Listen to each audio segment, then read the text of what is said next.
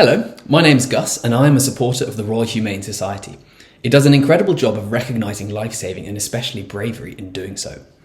I would like to read to you a moving story of life-saving from the archives of the Society. Today's story comes from 1943. For historical perspective, this was the year that, while the Second World War raged, streptomycin, the first antibiotic remedy for tuberculosis, was isolated by researchers. Future British Prime Minister John Major was born, as were musical icons George Harrison and Mick Jagger. This is how the incident was described in the citation. On the morning of the 6th of January 1943, Neville Roberts, aged 2, was playing near a well which supplies water to a boarding house named Bonnie Banks at Paris, Orange Free State, South Africa.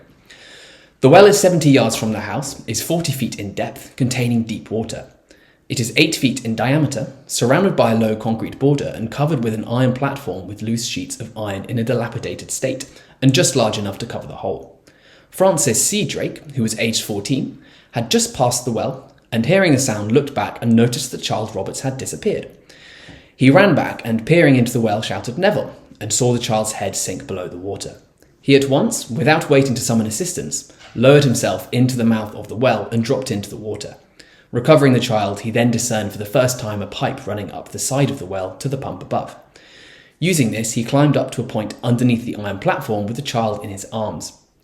By this time, 2 young locals who had heard Drake shout arrived and assisted to pull the child through the hole from the arms of the boy Drake. The local youths, in their excitement, took the child to the house, forgetting all about the now exhausted Drake, clinging to a pipe underneath the platform.